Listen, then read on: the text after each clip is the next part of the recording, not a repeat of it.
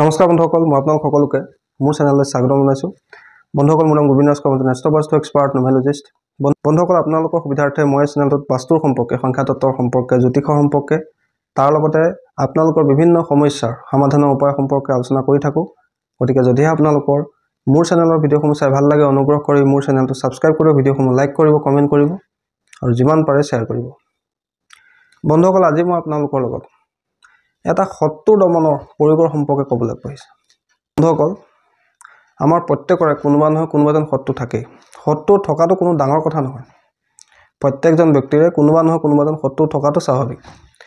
কোনোবাই আমাক মনে মনে বেয়া পায়, হিংসা কৰি শত্ৰুতা কৰিব পাৰে, বা আমাৰ নিজৰ লগতে থকা বন্ধুৱে আমাক মনে মনে পেটে পেটে হিংসা কৰিব পাৰে বা শত্ৰুতা কৰিব পাৰে। কোনো কথা নাই। যেতিয়াই মানুহে উন্নতিৰ পথত এখোজ দুখোজ আগুৱাই যায়, তেনে ক্ষেত্ৰত এজন ব্যক্তিৰ শত্ৰু হোৱাটো স্বাভাৱিক। কিন্তু বন্ধুসকল, যদি আপোনাৰ শত্ৰুৱে সকলো ক্ষেত্ৰতে বাধা দিবলৈ চেষ্টা কৰে, আপোনাৰ ঘৰ পৰিয়ালত অশান্তিৰ সৃষ্টি কৰে, আপোনাৰ উন্নতিৰ পথত বাধা দি থিয় হয়, আপোনাৰ মিছা বদনাম বিয়পাই ফুৰে, আপোনাক য'তে ত'তে ঠাট্টা মস্কৰা কৰে, অপমান কৰিবলৈ চেষ্টা কৰে, প্ৰাণৰ ভাবুকি আপোনালৈ কঢ়িয়াই লৈ আহে, সেই ক্ষেত্ৰত আপুনি শত্ৰু দমনৰ সহায় লোৱাটো অত্যন্ত প্ৰয়োজনীয় হৈ পৰে। যিহেতু আমি সকলোৱে শান্তিত থকাটো বিচাৰোঁ। যদি শত্ৰুৱে আমাক বাৰে বাৰে আমনিয়ে কৰি থাকে, যিকোনো ক্ষেত্ৰতে আমি আগবাঢ়ি যোৱাৰ ক্ষেত্ৰত আমাক বাধা দিয়ে, আমাৰ ঘৰ পৰিয়ালত অশান্তি সৃষ্টি কৰে, আমাৰ জীয়াই থকাটো মুস্কিল কৰি দিয়ে, এই ক্ষেত্ৰত আমি শত্ৰু দমনৰ প্ৰয়োজনীয়তা আহি পৰে। বন্ধুসকল, মই ইয়াৰ আগতেও আপোনালোকক বিভিন্ন শত্ৰু দমন প্ৰয়োগৰ সম্পৰ্কে আলোচনা কৰিছিলোঁ। বিভিন্ন টোটকাৰ সম্পৰ্কে, এঞ্জেল নাম্বাৰ সম্পৰ্কে, চুইটছৰ্ডৰ সম্পৰ্কে, বাস্তুৰ উপায় সম্পৰ্কে, মন্ত্ৰৰ সম্পৰ্কে, যন্ত্ৰৰ সম্পৰ্কে আপোনালোকক কৈছিলোঁ। আজিও মই আপোনালোকক এটা অত্যন্ত শক্তিশালী শত্ৰু দমন প্ৰয়োগৰ সম্পৰ্কে ক'বলৈ আগবাঢ়িছোঁ, যিটো প্ৰয়োগ কৰিবলৈ আপোনালোকৰ 1 টকা পইচা খৰচ কৰিবলগীয়া নহয়। একেবাৰে এটা সহজ আৰু সৰল প্ৰয়োগ। মন্ত্ৰত শত্ৰু দমনৰ বিভিন্ন প্ৰয়োগ আছে। সকলোখিনি প্ৰয়োগ ভিডিঅ'ত কোৱাটো সম্ভৱ নহয়। গতিকে আপোনালোকৰ কাৰণে অত্যন্ত সহজ সৰল প্ৰয়োগবিলাক মই লৈ আহোঁ। আজি মই আপোনালোকক শত্ৰু দমনৰ এটা অত্যন্ত শক্তিশালী মন্ত্ৰৰ সম্পৰ্কে ক'বলৈ আগবাঢ়িছোঁ। কিন্তু এই মন্ত্ৰটো প্ৰয়োগ কৰিলে আপোনালোকে সপ্তাহত 2টা দিন কিন্তু নিৰামিষ খাব লাগিব। এইটো কথা আপোনালোকে ধ্যান ৰাখিব। এটা হৈছে শনিবাৰ, এটা হৈছে মঙ্গলবাৰ। যদি এই মন্ত্ৰটো আপোনালোকে প্ৰয়োগ কৰিব বিচাৰিছে, তেন্তে 2টা দিন কিন্তু আপোনালোকে নিৰামিষ আহাৰ গ্ৰহণ কৰিব লাগিব। এটা দিন হৈছে শনিবাৰ, এটা দিন হৈছে মঙ্গলবাৰ। এই 2 দিন কিন্তু আপোনালোকে নিৰামিষ খাব লাগিব।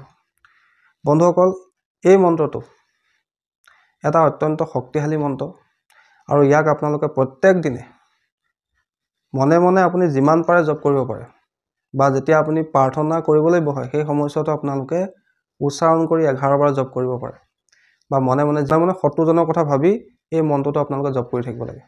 এই মন্ত্ৰ জপ কৰাৰ কোনো সীমা সংখ্যা নাই। যেতিয়াই তেতিয়াই আপোনালোকে জপ কৰিব পাৰে। কেৱল আপোনালোকে এটা কথা মনত ৰাখিব, মহিলাসকলে মাহেকীয়াৰ সময়ত এই প্ৰয়োগটো নকৰিব। বন্ধুসকল, এই মন্ত্ৰটো মই আপোনালোকৰ স্ক্ৰীনত দি দিছোঁ। মন্ত্ৰটো হৈছে ওম নমো হনুমতে ৰুদ্ৰাৱতাৰায় সৰ্বশত্ৰু সংহৰণায় সৰ্বৰোগ হৰায় সৰ্ববশীকৰণায় ৰামদূতায় স্বাহা। বন্ধুসকল, মন্ত্ৰটো আকৌ এবাৰ আপোনালোকে ভালকৈ শুনি লওক। ওম নমো হনুমতে ৰুদ্ৰাৱতাৰায় সৰ্বৰোগ সংহৰণায় সৰ্বৰোগ হৰায় সৰ্ববশীকৰণায় ৰামদূতায় স্বাহা। ওম নমো হনুমতে ৰুদ্ৰাৱতাৰায় সৰ্বশত্ৰু সংহৰণায় সৰ্বৰোগ হৰায় সৰ্ববশীকৰণায় ৰামদূতায় স্বাহা। বন্ধুসকল, মন্ত্ৰটো প্ৰয়োগ কৰাৰ আগত আপোনালোকে মন্ত্ৰটো ভালকৈ মুখস্থ কৰি ল'ব। আৰু যেতিয়া ইয়াক প্ৰয়োগ কৰিব, ষ্টাৰ্টিংটো কোনোবা শনিবাৰ বা মঙ্গলবাৰৰ পৰা কৰিব।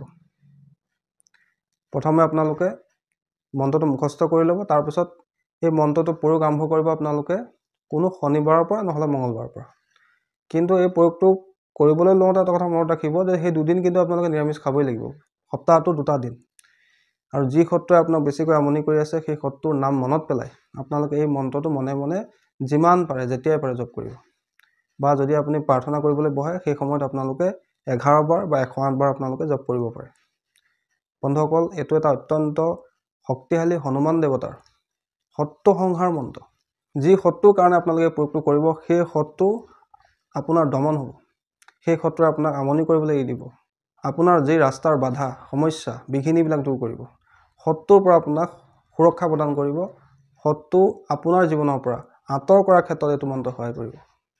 কেৱল সম্পূৰ্ণ বিশ্বাস ৰাখি মনত আস্থা ৰাখি এই প্ৰয়োগটো কৰিব। এইটো এটা পৰীক্ষিত বৈদিক মন্ত্ৰ, কিন্তু সম্পূৰ্ণ আস্থা ৰাখি কৰিব। মনে মনে যদি ভাবে চাওঁচোন কি হয়, কৰি চাওঁ, এনেকৈ আপোনালোকে প্ৰয়োগ নকৰিব। যদি এনেকৈ মনত ভাবি লয় তেন্তে আপোনালোকে এইবিলাক প্ৰয়োগ নকৰাই ভাল। সম্পূৰ্ণ বিশ্বাস ৰাখিব লাগিব, ঈশ্বৰৰ প্ৰতি আস্থা ৰাখিব লাগিব। হনুমান দেৱতাৰ ওপৰত আস্থা ৰাখি এই প্ৰয়োগটো কৰি যাব, নিশ্চয় ইয়াৰ পৰা আপোনালোকে ভাল ফল লাভ কৰিবই কৰিব। বন্ধুসকল, এইটো এটা পৰীক্ষিত হনুমান দেৱতাৰ শত্ৰু সংহাৰ মন্ত্ৰ। গতিকে বন্ধুসকল, সম্পূৰ্ণ বিশ্বাস ৰাখি প্ৰয়োগটো কৰিব। যেনেকুৱাই শত্ৰু নহওক কিয়, যদি এই প্ৰয়োগটো কণ্টিনিউ আপোনালোকে 30 দিন কৰে, চাব সেই শত্ৰু আপোনাৰ বাধা বিঘিনি দিবলৈ এৰি দিব।